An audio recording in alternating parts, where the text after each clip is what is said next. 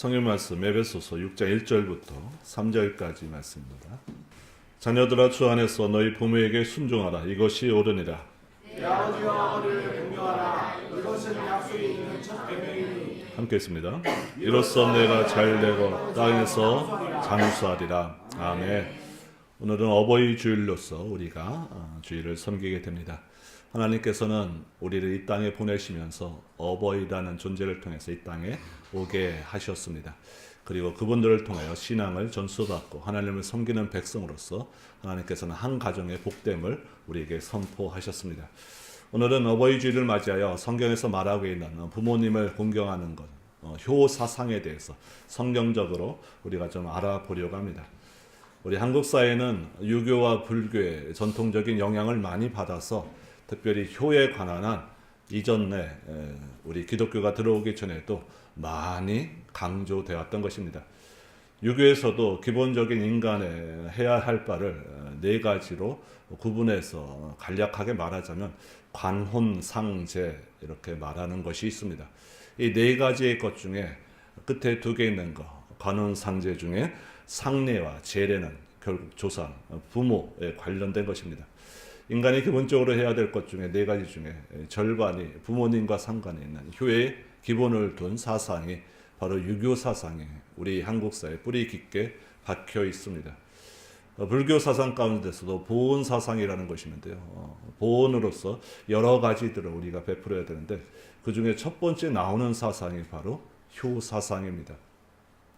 그래서 우리가 이 효라는 것은 전통적으로 우리 대대로 강조되어 온 것이기 때문에 성경에서 강조를 안 해도 우리는 너무나 당연한 것으로 알고 있고 또한 인간적인 우리 기본으로서 어떻게 부모님들에게 불효할 수 있는가라는 기본적인 인격을 다 가지고 있습니다. 그러나 성경이 말하는 효는 이것으로 출발하지 않습니다. 성경에서 우리 부모님 공경하는 것, 효에 대해서 무엇으로부터 출발하는가? 로마서 1장 24절부터 28절까지는 하나님께서 택하지 않은 자들에 대한 그들의 나타난 바를 우리에게 설명합니다. 하나님께서 택하지 않은 자, 다시 말하면 유기한 자죠. 구원받지 못한 자들은 어떻게 되는가? 하나님께서 내버려 두신다고 합니다. 어떻게 내버려 두는가? 마음의 정욕대로 내버려 둡니다. 부끄러운 욕심에 내버려 둡니다.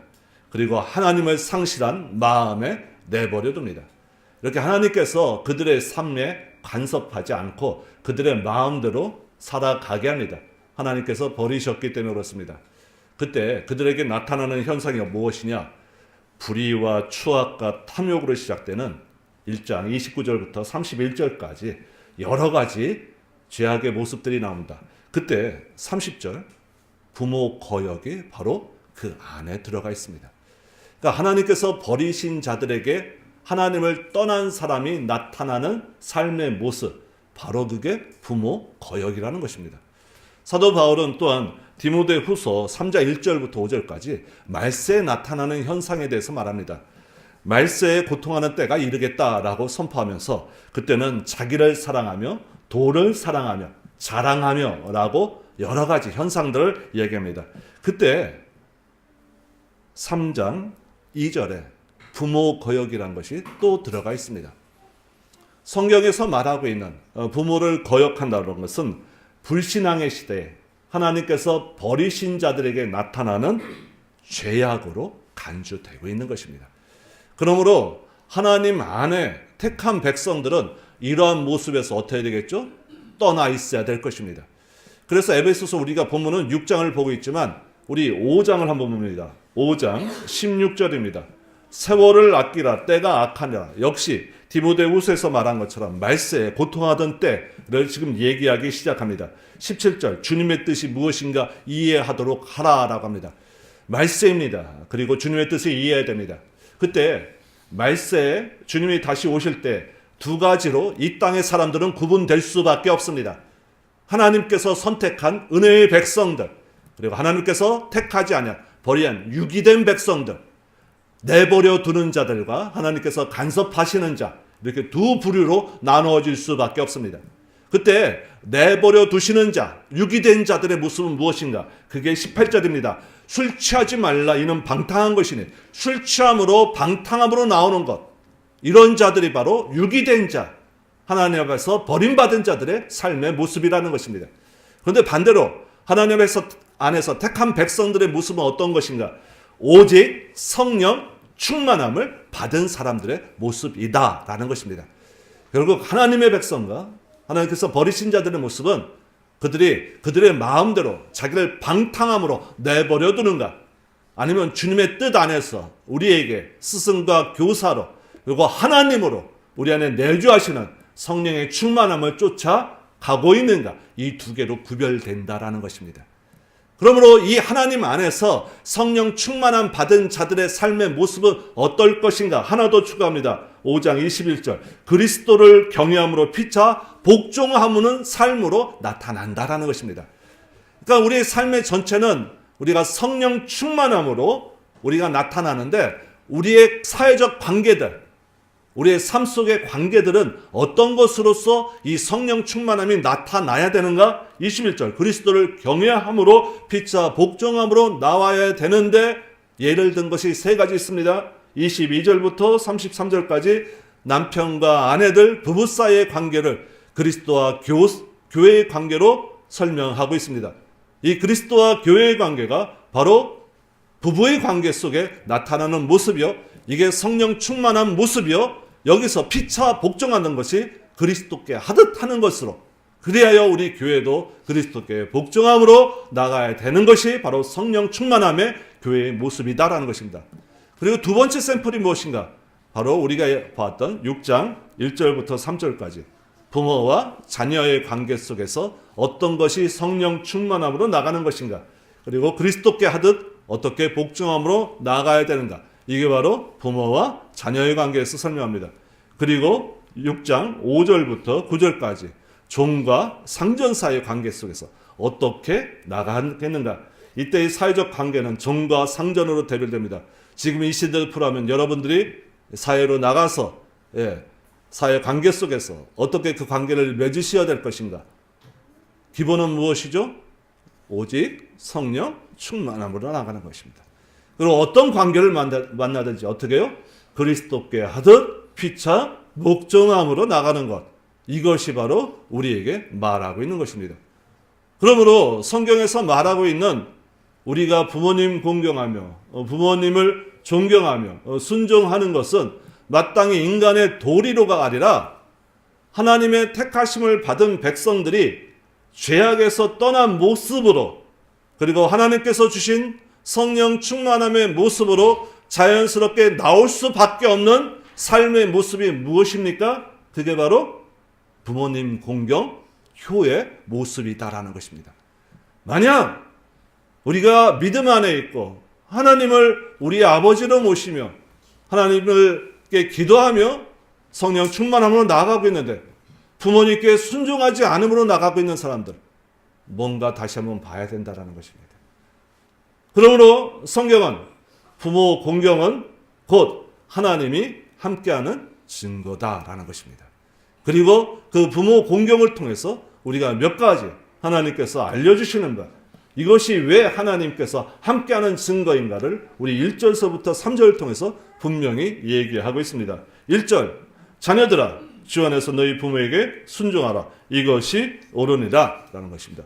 분명 이 안에서 중요하게 여러분들이 눈에 띄는 단어가 있습니다. 무엇입니까? 부모에게 순종, 주 안에서, 그리고 이것이 옳으니라. 여러 가지가 눈에 뜰 수 있습니다. 성경에서 지금 1절에서 강조하는 것은 하나님의 뜻이 무엇인가? 뭐죠? 이것이 옳다라는 거예요. 우리 한자로 쓰면 옳을 의자라는 것이죠. 의가 뭐죠? 하나님이 의로 여기시는 거예요. 그러니까 부모님을 순종하는 것은 하나님이 어떻게 해요? 옳게 여기시는 겁니다. 우리가 죄인입니다. 그러나 하나님께서 우리를 의인으로 여겨주십니다. 옳게 여겨주십니다. 이것이 우리의 구원의 시작이다라는 것입니다. 하나님께서 부모에게 순종하는 것, 이것을 옳게 여기십니다. 아브라함이 하나님을 믿으니 이를 그의 의로 여기셨습니다. 그 다음부터 아브라함은 하나님께서 놓지 않는 하나님의 백성이요, 하나님의 언약 가운데 그를 신실하게 세워 가셨습니다. 어떻게요? 하나님이 그를 옳게 여기셨기 때문에 그렇습니다.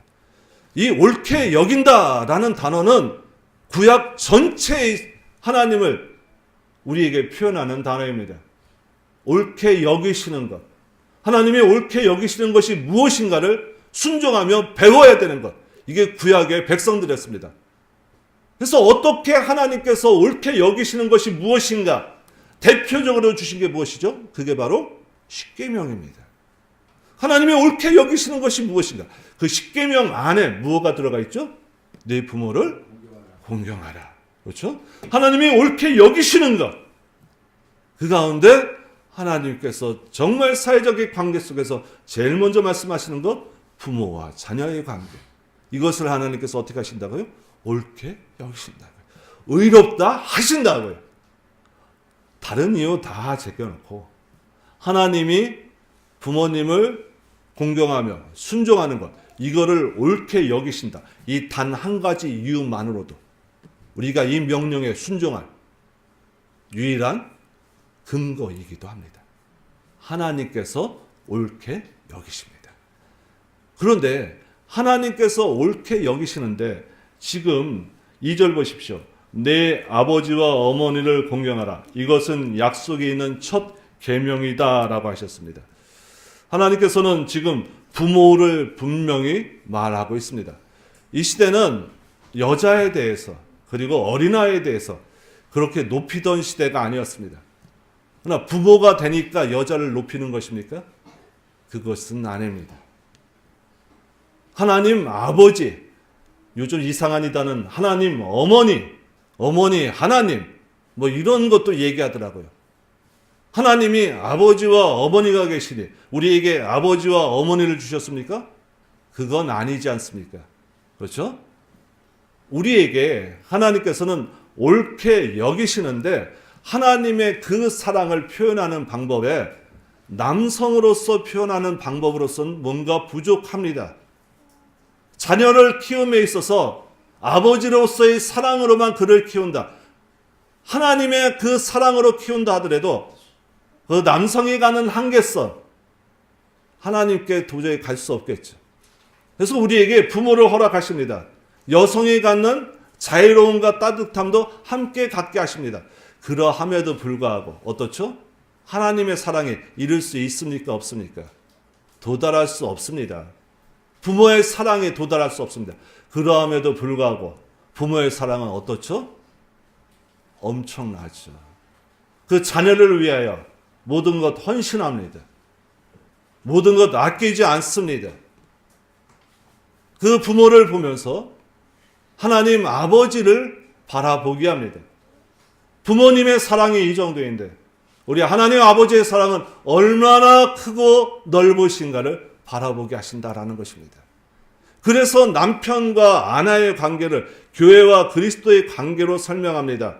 남편과 아내, 이거는 교회와 그리스도를 남편과 아내로서 설명하는데 우리 부모와 자식은 그럼 누구로 지금 설명하고 있는 거죠? 하나님과 우리, 그렇죠? 하나님을 아버지로 부르는 우리로서 설명하고 있는 것입니다. 남편과 아내를 교회와 그리스도의 관계로 설명하듯이 부모님과 우리 사이를 하나님과 우리 사이로, 하나님과 그의 택한 백성 사이로 설명한다는 것은 부모와 자식과의 관계가 어떻다는 것입니까? 하나님과 우리의 관계 같듯이 어떻다고요? 신성하다고요. 그냥 생물학적으로 맺어진 관계가 아니라고요. 부모들이 선택해서 자녀를 낳을 수도 없습니다. 이렇게 예쁜 아이, 착한 아이, 겸손한 아이, 뭐든지 잘하는 아이, 이렇게 선택해서 낳을 수 없습니다. 똑같이 자녀도 돈 많은 부모, 능력 있는 부모, 사회적으로 높은 위치에 있는 부부 마음대로 선택할 수 없습니다. 이런 관계듯이 우리의 구원을 우리가 선택할 수 없습니다. 하나님께서 우리를 먼저 선택하신 거죠. 부모님의 사랑을 얘기하면서 부모님께 순종하라 라면서 우리 여기에서 관계는 하나님과 우리의 사이로서 분명히 얘기하고 하진 않지만 이 앞에 부부 관계를 얘기하면서 그리스도와 교회의 관계로 설명하는 것을 우리에게 암시하면서 하나님과 우리 사이의 관계를 부모님과 자녀 사이의 관계로 말하고 있습니다. 부모와 우리 사이는 어떻다고요? 그만큼 성스러운 관계다라는 것입니다. 하나님의 구원의 방법을 예증적으로 알려주시기 위한 관계다라는 것입니다. 하나님이 그것보다 더 많이 사랑하신다라는 것입니다. 그리고 그걸 어떻게 하신다고요? 이것이 옳다라는 것입니다. 부모님을 공경하듯 어떻게 하라고요? 하나님을 공경하고 순종하라고요. 이것이 바로 1절과 2절에서 우리에게 보여주고 있는 바입니다. 하나님께서 우리에게 부모님을 주셔서 바로 하나님을 바라볼 수 있게 하십니다. 그리고 그 하나님의 사랑을 우리가 체험하고 그리고 하나님의 사랑은 얼마나 큰 것인가를 바라보게 하십니다. 그런데 이것이 약속 있는 첫 계명이다라고 지금 2절에 표현되고 있습니다. 10계명 중에 하나라고 아까 말씀드렸습니다. 하나님의 분명한 명령, 하나님께서 의롭게 여기시는 것들이 무엇인가? 그 중에 약속이 있는 첫 계명이라는 것입니다. 부모님을 순종하라. 이게 10계명에 몇 계명에 있죠? 몇 계명에 있습니까? 5계명에 있죠? 예. 앞에까지 있는 이 4계명들은 무엇입니까?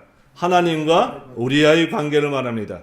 하나님께서 택하신 백성들이 하나님께 어떻게 나아가야 될 것인가? 그때 하나님의 백성들이 이 땅의 삶에서 이 땅의 사람들과 어떻게 나갈 것인가? 그때 맨 처음에 드는 것이 내 부모에게 순종하라. 내 부모를 공경하는 것입니다. 이것이 약속이 있는 첫 계명이다라는 것입니다. 하나님께서는 하나님의 관계로서 끝나는 것이 아니라 하나님께서 옳게 여기시는 것들은 그 옳은 하나님의 관계성을 가지고 하나님께서 마주하는 백성들에게 같이 하나님의 의를 쫓아 행하기를 원하십니다. 그때 어떻게 해요? 부모와 자식과의 관계에서 첫 번째 나타나기를 원하신다는 것입니다. 그래서 여기 나오는 첫 계명은 이 하나님과의 관계가 아니라 하나님과의 관계성을 맺고 있는 하나님의 백성들이 그들의 백성사에서 어떻게 나갈 것인가 그 첫 계명을 얘기하는 것입니다. 우리는 기독교 강의를 통해서 이 10계명에 대해서 자세히 알아봤습니다. 그때 하나님께서는 분명히 10계명을 주시면서 그 전제가 되는 것이 무엇이었습니까? 애굽에서 빼냈다라는 것입니다. 그리고 출애굽기에서는 천지를 지었다라는 것입니다. 10계명을 얘기할 때마다 무엇을 말씀하시죠? 천지를 지으신 하나님, 그리고 구원을 하신 하나님을 얘기합니다. 우리가 도달할 수 없는 것, 우리가 행할 수 없는 것을 행하신 하나님을 얘기합니다. 그 하나님이 우리에게 주시는 명령이다라는 것입니다. 그러면은 우리가 행할 수 없는 것을 그분이 먼저 하셨습니다. 먼저 다 베풀어 놓으셨습니다. 거기를 지나가게 하십니다. 그럼 우리는 그 받은 은혜만 감사하면서 그 순종함으로 나가면 되겠죠. 근데 거기에다 뭘 더해 주신다고요? 약속을 더해 주신다고요. 10계명 중에 하나님께서 이렇게 지켰을 때 너희에게 이것을 주겠다라고 약속된 다른 계명이 있습니까? 없죠. 이 부모 순종의 계명밖에 없습니다. 그래서 약속이 있는 첫 계명입니다. 10계명 중에 너희가 지켜라 하지 말라로 구분되어 있지만 이 부모 순종, 부모 공경만큼은 하나님께서 약속이 주어주셨습니다. 그게 무엇입니까? 3절. 우리 한번 다 같이 한번 읽어볼까요? 자, 시작. 이로써 내가 잘되고 땅에서 장수하리라. 아멘. 내가 잘되고 땅에서 장수하리라. 잘되고 be well. 우리 몇 년 전에 한국 사회에 열풍을 불었던 생각이 있었습니다. 웰빙. 예, 잘 되는 거. 그렇죠? 웰빙. 잘된 상태가 바로 웰빙이죠. 성경에서 말하는 이 잘 된다라는 것이 be well입니다. 성경은 먼저 우리가 잘 되는 것이 여러분 웰빙 할 때 뭘 선전하고 TV에서 뭘 말하고 주위 사람들이 뭘 얘기했습니까? 잘 먹고 잘 자고 뭐 이런 것들이었죠. 예, 여행 잘 다니고. 예. 그런데 성경은 그것이 잘 되는 것이 우리에게서 인간의 기본의 모습이다라고 얘기하지 않습니다. 부모를 공경할 때 우리를 하나님께서 잘 되게 해 주실 것이다라는 것입니다. 왜요? 하나님의 명령에 순종하는 자에게. 두 번째, 내가 땅에서 장수하겠다라고 합니다. 영어로 하면은 enjoy long life입니다. 자, 오래 사는 것. 여러분들 100세 시대 되니까 여러분들 이 땅의 삶의 풍경이 어떻습니까? 지금은 많이 없어졌습니다만 대전역 앞에 가시면은 나이 드신 분들이 다 모이십니다. 지금은 대전의 그 하천 정비하는데 그 다리 밑으로 모이십니다. 서울에 올라가니까 탑골공원 근처에 모이시더라고요. 거기서 뭐 하시는지 아십니까? 소일거리들 하시죠.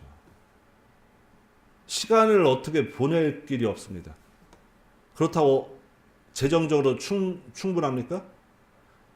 요즘에 가장 두려운 게 뭐죠? 오래 사는데 빈곤한 거. 그렇죠? 네. 이것이 지금 우리도 그런 두려움이 있습니다. 오래만 살면 뭐합니까? 빈곤한데. 그분들 모여서 하시는 일들이 별로 없습니다. 롱 라이프는 참 우리 삶 속에 과학적으로 이렇게 길어졌습니다. 근데 성경이 말하는 것은 이 롱 라이프, 그냥 장수가 아닙니다. enjoy long life. be well, 잘 되고 여러분들이 즐거운 마음으로 길게 장수하시는 것.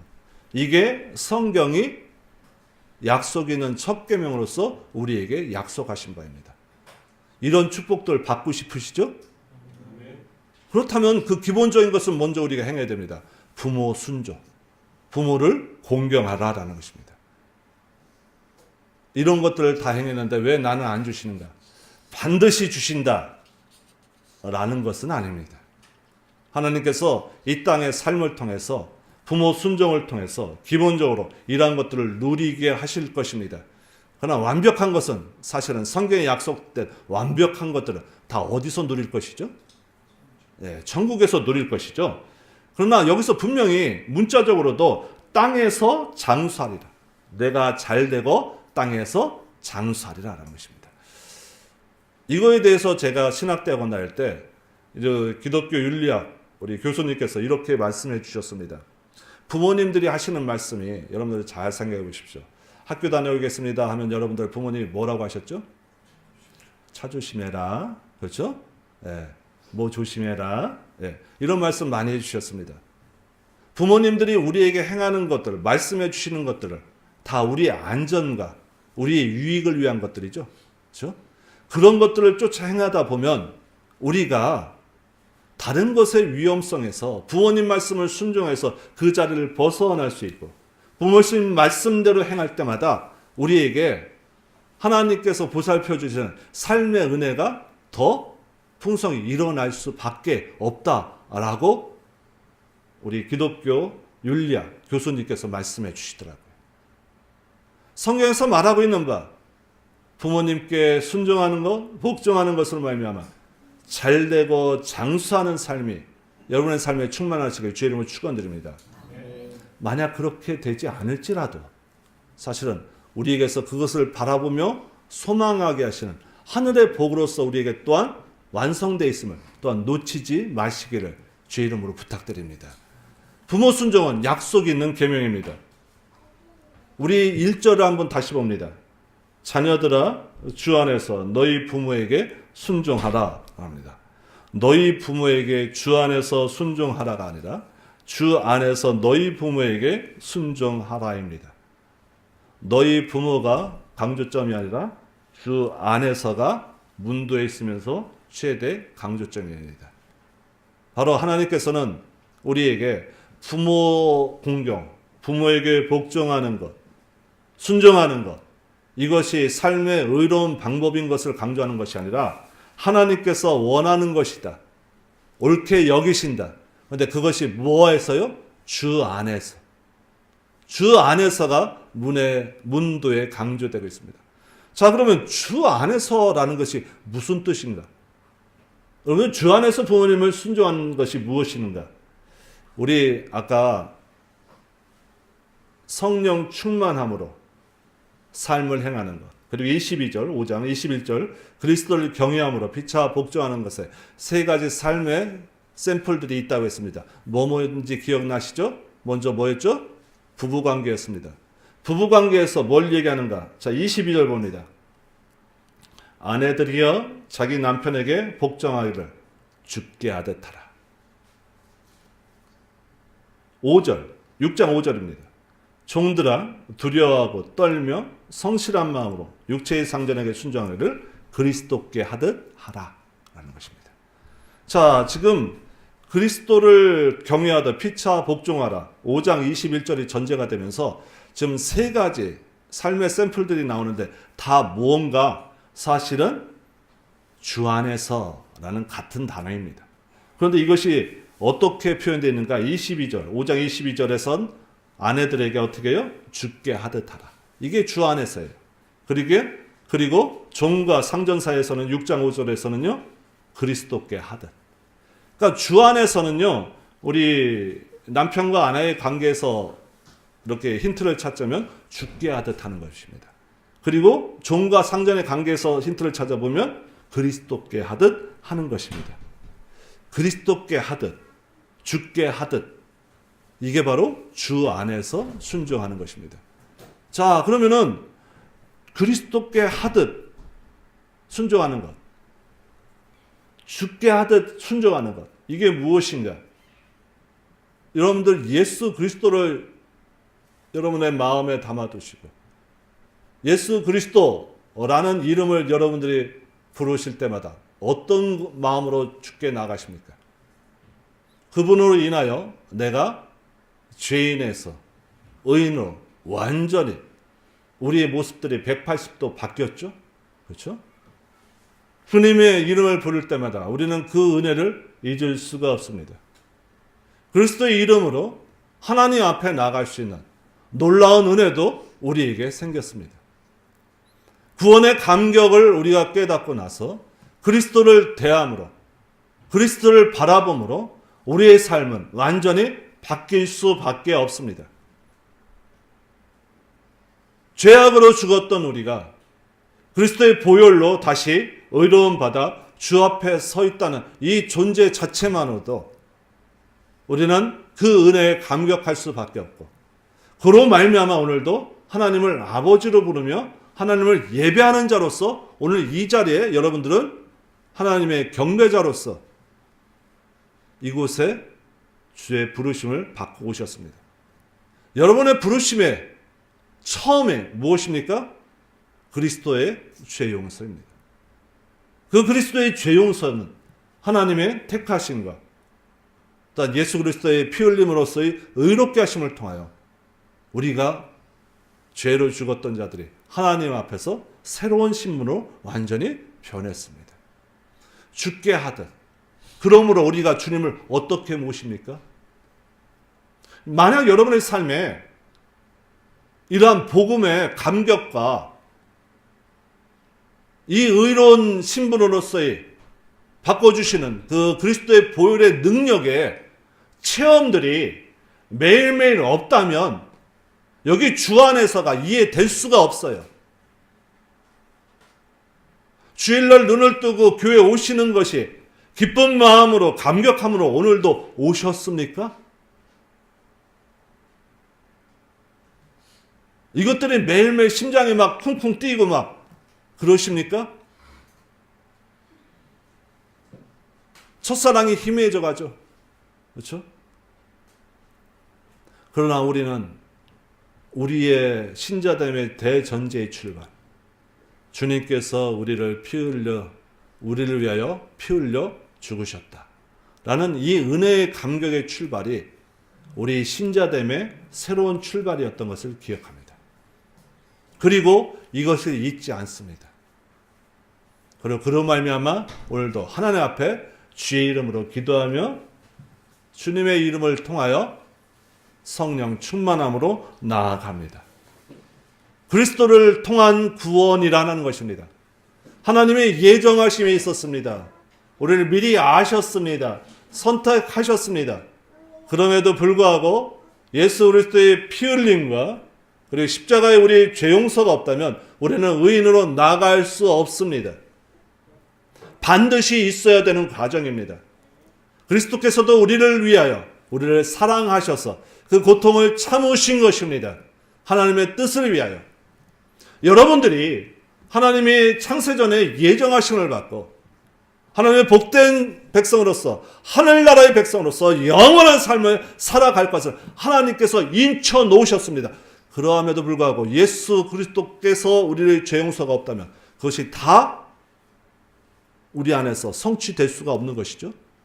하나님께서 예정하심과 하나님께서 우리의 구원을 하심을 인쳐 놓으셨는데도 불구하고 이 땅에 부모라는 우리의 하나님의 택하신 조상을 통하여 이 땅에 보내주시지 아니하였다면 여러분들은 이곳을 통하여 하나님과 의로움과 정결함과 그리고 완성된 모습으로 나갈 수 없는 것입니다. 우리가 알지 못했을 때, 아니 우리가 죄인 되었을 때 하나님께서 우리를 먼저 택해 주시고 우리를 의인 삼아 주신 것처럼 우리가 알지 못하였을 때 우리의 의지로 선택되지 않아 우리의 부모님들을 통하여 기억하지도 못한 순간에도 생명을 그 방법대로 지키시고 우리 부모를 통하여 역사하셨다라는 것입니다. 주께 하듯 공경해야 됩니다. 주 안에서 해야 된다라는 것을 잊지 마셔야 됩니다. 그리고 그리스도께서 우리를 구원해 주신 그 감격이 우리 부모를 통해서 나타나야 됩니다. 부모님에 대한 효 마음속에 없는 사람 아무도 없습니다. 그러나 그것들이 어떻게 발휘돼야 되는가? 저는 결혼해서 늦게 아이를 가졌습니다. 제 잠버릇이 그렇게 좋은 것이 아닙니다. 그래서 제 아내와 같이 자는데 그 전까지는 마음대로 잤습니다. 근데 아이를 갖게 되니까 제가 조심스러워지더라고요. 그러함에도 불구하고 잠자다 보면 제가 아내 쪽으로 가서 아내를 불편하게 하는 장면들을 여러 번 봤습니다. 근데 아이를 가지니까요, 저희 아내가 잠자는 모습이 틀려지더라고요. 그 전까지는 마음대로, 자기 마음대로. 근데 잘 때마다 배에다가 손을 놓고 자기 자녀를 무의식 중에 보호하더라고요. 저한테서. 옆에 자고 있는 저한테서. 어떻게 해를 받을까 봐. 이게 무의식이더라고요. 아이를 하나 낳으신 분들은 다시는 아이를 하나 더 안 낳는다고 합니다. 그 어려움 속에서도 내가 왜 아이를 더 갖겠는가. 근데 하나 낳으신 분들은 또 둘을 낳고 셋을 낳고 그러죠. 왜 그러죠? 자녀를 키움의 기쁨이 그 자신의 고통을 상쇄시킵니다. 그렇죠? 이게 부모의 사랑이죠. 근데 이거보다도 어떻죠? 하나님의 사랑은요? 더 큰 것이죠. 주 안에서 이 말은 주께 하듯 그리스도께 하듯 부모님을 공경하라는 것입니다. 그리스도의 사랑이 얼마나 큽니까? 우리 부모의 사랑은 그 크신 사랑에는 미치지 못할지라도 이 땅에서 갖고 있는 제일 큰 사랑 중에 제일 넓은 사랑 중에 하나가 바로 부모님께서 우리를 향하신 사랑일 것입니다. 여러분들은 바로 그 하나님의 계획을 통해서 부모님을 통해서 이 땅에 존재하게 된 생명체들입니다. 그리고 이 주 안에서라는 뜻은 분명히 우리의 부모들이 분명히 우리의 신앙을 전수해 주는 바요. 우리가 그분을 따라갈 때 그분만 따라가면 언제나 하나님 곁에 있을 것을 전제로 합니다. 이스라엘 백성들은 언제나 부모를 통하여 신앙을 전수받는 복된 신앙의 전통을 가졌습니다. 자, 그렇다면 믿지 않는 부모들은 어떻게 해야 될까요? 믿지 않는 부모들에 대해서 주 안에서 공경하는 것을 어떻게 해야 되겠습니까? 그리스도께서 이 땅에 오실 때 하나님께서 그에게 부어주신 소망과 명령을 따라서 이 땅에 오셔서 하나님의 명령대로 순종하셨죠? 그렇죠? 그리고 예수 그리스도께서 십자가에 달리심으로 하나님께서 선택받은 백성들이 하나님 앞에 의롭다 여겨지는 것으로 나오게 됐습니다. 그리스도께서 하나님의 뜻을 쫓아 이 땅에 오셔서 십자가의 부끄러움을 개의치 아니하시고 그 앞에 있는 소망을 위하여 십자가를 지셨듯이 주께서 하셨듯이 그리스도를 대하듯 우리도 주 안에서 부모님을 순종해야 된다는 것입니다. 믿지 않는 부모들은요, 어떻게 해요? 똑같죠. 그리스도께 하듯 그리스도가 행하신 것처럼. 이 말이 무슨 말인가? 예수 그리스도는 하나님의 뜻을 위하여 십자가 지셨죠. 믿지 않는 부모도 하나님의 뜻대로 주 안에서 순종해야 됩니다. 그러나 분명히 단 그리스도께서 앞에 있는 소망을 위하여 부끄러움을 참으셨던 것처럼 우리가 믿지 않는 부모에게 순종하는 것, 신앙 안에서 부끄러움들이 있을 수도 있습니다. 믿음을 방해하는 요소들도 있습니다. 그것도 우리가 참고 인내하며 주님께서 하셨듯이 뭘 위하여요? 앞에 있는 기쁨, 소망을 위하여 그것을 참으셨듯이 복종하셨듯이 우리 부모님에게도 순종해야 된다는 것입니다. 다시 말씀드리면 우리 안에 부모님들이 믿지 않는 가정들은 몇 가정 안 됩니다. 그러나 믿지 않는 가정들 몇 가정이 안 되지만 그 가정들의 기도 제목은 우리가 믿는 순간부터 눈물로 지금까지 씨를 뿌린 기도의 씨앗들입니다. 신앙의 어려움도 많이 겪으셨을 것 같습니다. 그러나 주 안에서 그 부모님을 순종해야 됩니다. 단 예수 그리스도께서 소망을 위하여 참으셨듯이 여러분도 하나님께서 언젠가 그 부모님을 믿는 하나님의 백성으로서 택하실 것을 알고 그 마음을 바꿔주실 걸 알고 소망 가운데 인내하면서 부모님의 말씀에 순종하셔야 된다는 것입니다. 믿지 않는 부모님이니까 주 안에서라는 단어 때문에 내가 주 안에 있지 않은 것들을 내가 판단한다. 이스라엘의 범죄하던 고르반, 부모를 공경해야 되는데 내가 부모 공경할 돈이 아깝습니다. 그래서 부모에게 뭐라고 얘기하느냐? 그 돈으로 내가 하나님께 헌금했습니다. 다 드렸습니다. 그래서 부모님을 공경할 수 없습니다. 고르반 하고서 부모님을 공경하지 않습니다. 내가 하나님을 섬기는 것이 최우선입니다. 그래서 내가 부모님, 믿지 않는 부모님을 내가 잘 섬길 수 없습니다. 성경에 나오는 그 고르반이라는 범죄하던 믿는 백성들과 똑같은 형태예요. 순종하셔야 돼요. 그러나 믿음에 관해서 믿음을 여러분들이 꺾고 교회 가는 걸 막으시고 이런 부분들은 솔직히 요즘은 없으시잖아요. 그렇죠? 그러하실 때는 어떻게 해요? 인내로서 참으시고 그 부모님을 하나님께서 적당한 때 가장 알맞은 방법으로 하나님 편으로 부르실 것을 소망하시면서 그 부모님께도 어떻게 해요? 그리스도께 하듯 그리스도처럼 부모님을 순종함으로 나아가시면서 그 마음을 그 말씀을 들을 때마다 성령님께서 역사하셔서 그 마음을 바꿔달라고 기도하시며 나가셔야 됩니다. 우리의 부모님들 뭐 저와 같은 연배들이니까요. 우리 교인들이 이제 삶이 멀지 않으셨죠. 육체적으로 연약들 하시죠.